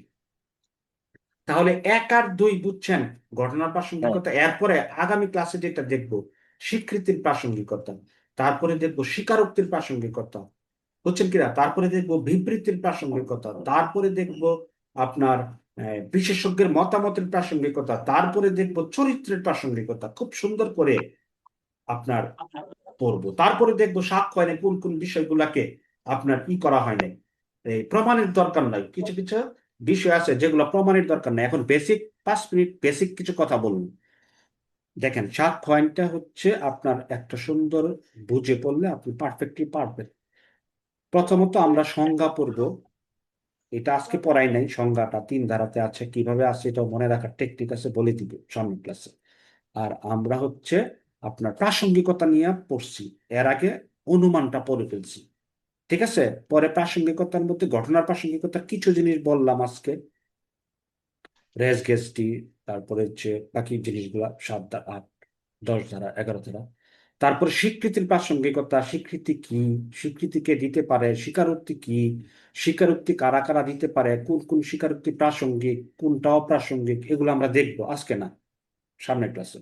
তারপরে আমরা দেখব বিবৃতির প্রাসঙ্গিকতা। বিবৃতি কিভাবে প্রাসঙ্গিক? মনে করেন যে আপনার এই বিবৃতির প্রাসঙ্গিকতা কোথায় বলছে, শোনা সাক্ষ্য কি গ্রহণযোগ্য কিনা, হ্যাঁ, এই বিষয়গুলো আমরা কি করব? দেখব। তারপরে বিশেষজ্ঞের মতামত কিভাবে প্রাসঙ্গিক হয়, হ্যাঁ, এই বিষয়গুলো আমরা দেখব। চরিত্র কিভাবে প্রাসঙ্গিক হয়, হ্যাঁ, ফৌজদারি দেওয়ানি মামলায় চরিত্র কোনটাতে প্রাসঙ্গিক কোনটাতে অপ্রাসঙ্গিক, এই বিষয়গুলো আমরা দেখব। তারপরে আমরা দেখব সাক্ষ্য আইনে কোন কোন বিষয়গুলো প্রমাণের দরকার নাই, জুডিশিয়াল নোটিশ। সবকিছুই প্রমাণ করতে হয়, কিছু বিষয় আছে প্রমাণ করার দরকার নাই। লিখিত পরীক্ষায় এইভাবে প্রশ্ন আসতে পারে যে সাক্ষ্য আইনে সকল বিষয় প্রমাণ করতে হয়, ব্যতিক্রম সাপেক্ষে আলোচনা করো। তার মানে কি প্রমাণ করতে হয় না? 56, 57, 58 ধারাতে সুন্দর করে দেওয়া আছে কিভাবে আপনার প্রমাণ করতে হবে না। ঠিক আছে? এগুলো আমরা দেখবো। আমি একটু রিভিউ দিচ্ছি টোটালটা, কিভাবে আমরা পড়বো সামনে। দেখবেন যে আপনি নিজেও পারবেন এইভাবেই। 5 মিনিটে আপনি একটা রিভিউ নিয়ে আসতে পারবেন যদি আমার টেকনিক গুলো আপনি ফলো করেন। ঠিক আছে? 1 ঘন্টায় আপনার 7 সাবজেক্ট রিভিউ করতে পারবেন, শর্ট রিভিউ। এটাও সম্ভব। কিভাবে সম্ভব? এটা মানে আপনি যত এক্সপার্ট হবেন তত দ্রুততার সাথে আপনি এটা করতে পারবেন। অসম্ভব কিছু না। এবং এটা করার জন্যই আপনাকে ছোট বইটা দেওয়া হচ্ছে, এই রূপরেখাটা দেওয়া হচ্ছে। আচ্ছা, তারপরে যেটা বলতেছিলাম যে মৌখিক সাক্ষ্য। আমরা জানি কি যে মৌখিক সাক্ষ্যটা আপনার দলিলের ক্ষেত্রে মৌখিক সাক্ষ্যটা গ্রহণযোগ্য না। যেখানে দলিল আছে সেখানে মৌখিক সাক্ষ্য গ্রহণযোগ্য হয় না। এটা বলছে কত ধারায়? 59 ধারায়, যে দলিলের বিষয় ব্যতীত অন্য বিষয়ে মৌখিক সাক্ষ্য দেওয়া যাবে। আবার এটার ব্যতিক্রম কোথায় আছে? 22 ধারা, 22-এর করতে। দলিল এগুলো আমি সম্পর্কে সব বিবৃতি ধরায় দেওয়া দিব। যাবে। হ্যাঁ, 59 ধারার ব্যতিক্রম কোথায় আছে? 22-এ। 59 ধারাতে 22-এ। বলছে দলিলের বিষয়ে মৌখিক সাক্ষ্য দেওয়া যাবে না। 22-এ বলছে দেওয়া যাবে যদি দলিলের খাঁটিত্ব নিয়ে প্রশ্ন ওঠে। দলিলটা যদি আপনি না করে অন্য আরেকজন করে বলছে, আপনার সাইন দিয়ে এটা আপনি করছেন, তখন আপনি বলবেন না যে এটা আমার দলিল না, আমি করিনি। একমাত্র বিশুদ্ধতা নিয়ে প্রশ্ন উঠলে মৌখিক সাক্ষ্য দেওয়া যাবে 22টি। আর ডিজিটাল রেকর্ড 22-এর করতে মৌখিক সাক্ষ্য দেওয়া যাবে। আর না হলে ওখানেও মৌখিক সাক্ষ্য দেওয়া যাবে না। এগুলো আমরা সব ডিটেলসে সুন্দর করে বুঝাবো। তারপর 60 ধারাতে বলছে মৌখিক সাক্ষ্যটা অবশ্যই ডিরেক্ট হইতে হবে, মাস্ট প্রত্যক্ষ ডিরেক্ট। হতে হবে। এটার ব্যতিক্রমও আছে, প্রত্যক্ষ না হইলেও সাক্ষ্য দেওয়া যায়। কোথায়? 32, 33-এ। এভাবে ব্যতিক্রম, দ্বারার সাথে দ্বারার সম্পর্ক আমি সব বুঝে যাবেন আপনি। ঠিক আছে? 60 ধারার ব্যতিক্রম কোথায়? 32, 33-এ বলছে যে শোনা সাক্ষ্য গ্রহণযোগ্য না। 60 ধারাতে বলছে আবার শোনা সাক্ষ্যটা গ্রহণযোগ্য করছে 32, 33 ধারায়। কারণ মরার সময় একটা লোক বলছে আমার রহিম মারছে, যার কাছে বলছে সে তো দেখে নাই, কিন্তু সে তো সাক্ষ্য দিতে পারতেছে। এই জন্য মৃত্যুকালীন ঘোষণাটা সাক্ষ্য হিসাবে প্রাসঙ্গিক। আচ্ছা, তো এইভাবে আমরা কি সামনের দিকে আগাবো। তারপরে আমরা হচ্ছে ডকুমেন্টারি এভিডেন্সে চলে যাব। আমি এমনি একটু আলোচনা করতেছি, ভয় পাওয়ার কিছু নাই, পারবেন আপনি। আমরা তো এগুলো এখন পড়াচ্ছি না, আস্তে আস্তে আজকে 2টা প্রশ্ন পড়াইছি, কালকে 3টা পড়াবো, পরের দিন 4টা পড়াবো, এইভাবে তিন 3-4টা ক্লাসে আমরা সাক্ষ্য আইন শেষ করবো। আচ্ছা, ডকুমেন্টারি এভিডেন্স, দালিলিক সাক্ষ্য, এটা 2 প্রকার, প্রাথমিক সাক্ষ্য, মাধ্যমিক সাক্ষ্য। প্রাথমিক সাক্ষ্য কোথায় বলছে 62 ধারাতে, মাধ্যমিক সাক্ষ্য কোথায় বলছে 63 ধারাতে। জোরের সাথে জোর যাবে 62 সাথে 64। প্রাথমিক সাক্ষ্যের সংজ্ঞা দিচ্ছে 62, প্রাথমিক সাক্ষ্য দিয়ে দলিল প্রমাণ এটা বলছে 64 ধারায়। আর মাধ্যমিক সাক্ষ্যের সংজ্ঞা দিচ্ছে 63-তে, মাধ্যমিক সাক্ষ্য দিয়ে দলিল প্রমাণ মানে মাধ্যমিক সাক্ষ্য দাখিল করে, এই যে দেখেন এটা দলিল, এই যে দেখেন এটা ফটোকপি দলিল। তাহলে মাধ্যমিক সাক্ষ্য দিয়ে দলিল প্রমাণ 65-তে, 63 আর 65 ভিজুরের সাথে ভিজুর। আর 65 এতে বলছে ডিজিটাল রেকর্ডের প্রমাণ। আবার 65 বিতে বলছে গ্রহণযোগ্যতা, খালি একটা ভিডিও ফুটেজ না দিলেন হবে না, এটা গ্রহণযোগ্য কিনা, এটা ম্যানিপুলেশন হয়েছে কিনা, এখানে কোনো ধরনের কারসাজি হয়েছে কিনা। এটা যদি গ্রহণযোগ্য হয় তাহলে ওই ডিজিটাল রেকর্ড দিয়ে আপনি ডিজিটাল রেকর্ডটা প্রমাণ করতে পারবেন। একটা এমন জায়গায় রেকর্ড হচ্ছে যেটা চেঞ্জ হয়ে যায়, মাথা চেঞ্জ হয়ে যাচ্ছে, মানে বিষয়বস্তু চেঞ্জ হয়ে যায়, অনেক সময় আছে না ভিডিও এডিট করে একজনের মাথা কাটা আরেকজনের, এই যে দেখেন উনি মারছে, হবে না এগুলা। এটা 65 দিয়ে গ্রহণযোগ্য হইতে হবে যদি ডিজিটাল রেকর্ডটাকে আপনি প্রমাণ করতে যান 65 তাহলে 65 বিটা হচ্ছে খুব মারাত্মক গুরুত্বপূর্ণ। 65 ঠিক না থাকলে 65 দিয়ে কিছুই প্রমাণ করা যাবে না। তারপরে চলে যান হচ্ছে আপনার একটার সাথে আরেকটা দলিলের তুলনা করে যেভাবে প্রমাণ করা যায়, সেটা আছে 73 ধারাতে। তারপরে চলে যান আপনার ওই যে এই সরকারি দলিল, বেসরকারি দলিল 74-75। এভাবে আমরা আস্তে আস্তে এমন একটা পজিশনে নিয়ে যাব, আপনি এইভাবে আমার মতো করে আপনি সব বলতে পারবেন নিজের থেকে দাঁড়ায় দাঁড়ায়, ওই পজিশনে নিয়ে যাব আর কি সামনে। ঠিক আছে, তারপরে হচ্ছে এই অনুমানের কিছু জিনিস দেখে গেছে, একটা দলিল সম্পর্কে আদালত কি অনুমান করতে পারে যেটা বলছিলাম 79 ধারা। তারপরে হচ্ছে আপনার 85-85 90-90 89 এই ধারাগুলো আমি বলে ফেলছি। তারপরে দলিল যেখানে আছে সেখানে মৌখিক সাক্ষ্যটা কিভাবে বর্জন হয়েছে 91-92-93 ধারা পড়লে আপনি বুঝবেন। 91 ধারাতে বলছে সাক্ষ্য কিন্তু খুব সহজ, 1 ঘন্টায় রিভিউ করে ফেলা যায়। 91 ধারাতে কি বলছে, যেখানে দলিল আছে সেখানে মৌখিক সাক্ষ্যটা গ্রহণযোগ্য না, দলিল মৌখিক সাক্ষ্যকে বর্জন করছে। চুক্তি মঞ্জুরি সম্পত্তির বিলি ব্যবস্থা, একটা চুক্তি করছেন, এখানে আর মৌখিক সাক্ষ্য দেওয়া যাবে না। আপনি চুক্তি করে বলতে পারবেন না যে আমি এটা চুক্তি করি নাই, বা চুক্তিটা এইভাবে না এইভাবে হওয়া উচিত, কখনই সম্ভব না। আবার 92 ধারাতে বলছে 91 ধারার যে বিষয়গুলা এখানে সংযোজন করা যাবে না, বিচুজন করা যাবে না। সংযোজন কি, মনে করেন আপনি 10 বিঘা জায়গা বিক্রি করবেন, একটা দলিলে লেখছেন, এখন যে কিনবে সে বলতেছে 10 বিঘা না তো 12 বিঘা বলছে বিক্রি করবে, দলিলে লেখা 10 বিঘা, ও বলতেছে 12 বিঘা, তাহলে এটা কি সংযোজন? সংযোজন গ্রহণযোগ্য না, 93 ধারাতে বলছে। আবার বলছে বিচুজন গ্রহণযোগ্য না। বিচুজন কোনটা, ধরেন 10 বিঘা ব্যক্তি করবে, সে বলতেছে, বিক্রেতা বলতেছে না আমি 8 বিঘা বিক্রি করার কথা বলছি, এটাও গ্রহণযোগ্য না। তার মানে 91 ধারার চুক্তিতে কোনো কিছু সংযোজন বিযোজন করা যাবে না 92 ধারাতে বলছে। আবার এর ব্যতিক্রমও আছে, যদি প্রতারণামূলক ভাবে কিছু হয় তাহলে আবার মৌখিক সাক্ষ্য দেওয়া যাবে। মানে দলিলের বিষয়ে কোনো মৌখিক সাক্ষ্য চলবে না 91-92। 93 বলছে দলিলে কোনো বিষয় যদি অস্পষ্ট থাকে সেটাকে স্পষ্ট করার জন্য আপনি মৌখিক সাক্ষ্য দিতে পারবেন না। দলিলে দলিলে লেখা আছে গরুর দাম 10,000 টাকা অথবা 20,000 টাকা, আপনি মুখে বলতে পারবেন না যেটা 15,000 টাকা ঠিক করছি। দলিলের অস্পষ্টতাও মৌখিক সাক্ষ্য দিয়ে আপনি ফিল আপ করতে পারবেন না, 93 ধারাতে এটা বলছে। তারপরে প্রমাণের ধারবার 101 থেকে আপনার হচ্ছে 114 পর্যন্ত আমরা সুন্দর করে দেখবো, যে যেটা দাবি করে সে সেটা প্রমাণ করবে, অন্যত্র থাকার অজুহাতটা কিভাবে কে প্রমাণ করবে, আসামি প্রমাণ করবে, সাধারণ ব্যতিক্রমের মধ্যে কোনটা থাকবে এটাও আসামি প্রমাণ করবে। আমি এমনি বলতেছি আপনাকে, ধারণা দিয়ে রাখছি, এগুলো আমরা পড়বো। তারপরে এস্টপেল আমরা পড়বো, ঠিক আছে, যে একবার কোনো কিছু স্বীকার করলে সেটা অস্বীকার করার সুযোগ নাই, স্বকার্যজনিত বাধা।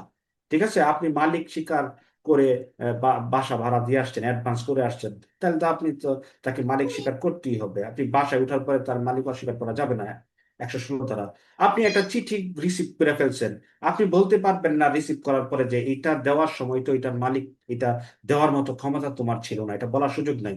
আপনি একটা ব্যাংকে 1 লাখ টাকা জমা দিয়ে আসছেন, ব্যাংক কর্মকর্তা সাইন সিগনেচার নিয়ে 1 লাখ টাকা জমা নিয়ে নিছে, তাহলে এটা কার টাকা? আপনার টাকা না।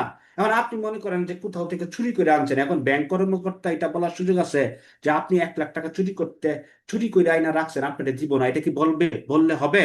এই বলেন, হবে কিনা?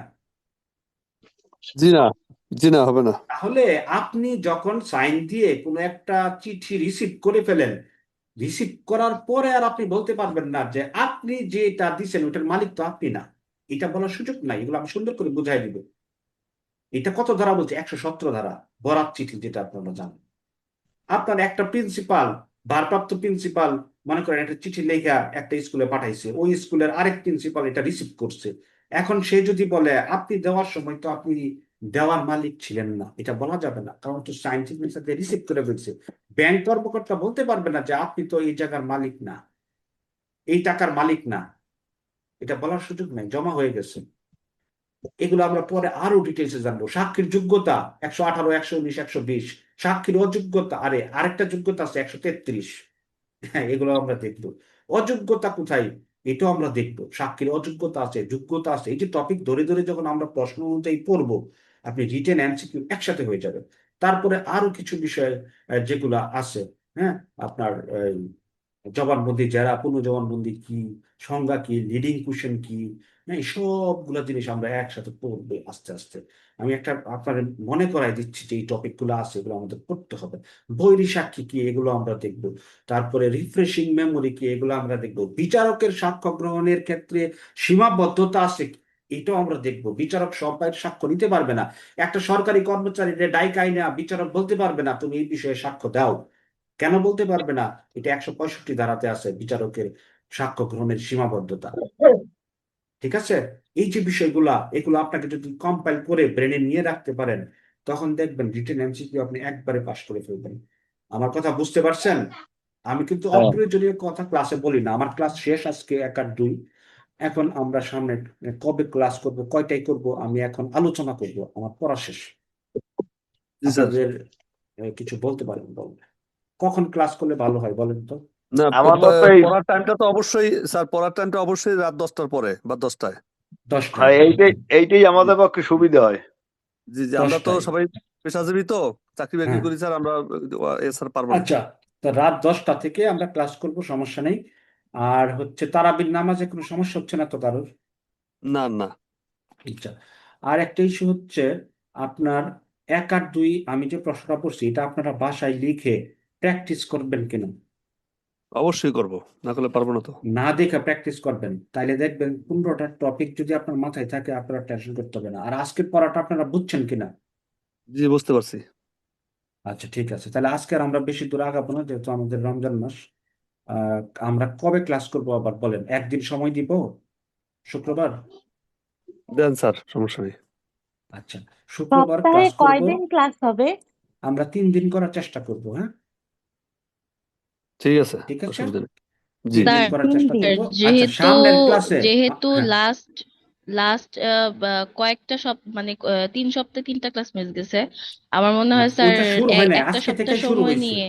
আজকে থেকেই শুরু হয়েছে। বুঝতে পারছি, গত গত লাস্ট 3টা সপ্তাহ যে ক্লাস মিস গেছে ওইটা যদি এই সপ্তাহে সময় নিয়ে কভার করে দেওয়া যায় তাহলে বেটার হয়, কারণ আচ্ছা, ঠিক অনেকগুলো আছে, পড়া তো মিস আমরা গেছে। শুক্রবারে একটু লং টাইম করব, হ্যাঁ? শুক্রবারে তো সবার কাজ নেই, হ্যাঁ, জি সবাই থাকে। হ্যাঁ, শুক্রবারে আমরা একটু লং টাইম করব। হ্যাঁ, এখন তারাবির জন্য তো আগে ক্লাস দেওয়া যাচ্ছে না, জি বুঝছেন জি। কিনা? হুম, শুক্রবারে আপনার প্ল্যান রাখেন 10টা থেকে 12টা পর্যন্ত করা যায় কিনা একটু। তারাবি ছাড়াও মানে তারাবি ছাড়াও অন্য সময়ও 10টা বা 10টা 15 থেকে হলে সুবিধা হয়, মানে আচ্ছা, নিরিবিলিতে ক্লাস করা যায়। সেটাই, তারাবি ঠিক ছাড়া আছে, আমরা রোজার পরেও হ্যাঁ, আমরা 10টার পরে করবো। 10টার পরেই ঠিক আছে, করবো, 10টায় করেন, 10টার পরে সমস্যা হলে নেই, 10টায় সুবিধা করেন, হবে। 10টাই করেন, সমস্যা নেই। ঠিক আছে। আর আপনাদের কারো কোনো প্রশ্ন থাকলে, না বুঝলে আমাকে হোয়াটসঅ্যাপে দিবেন। ঠিক আছে, আর গ্রুপে কল দিয়েন না, বিরক্ত হয়।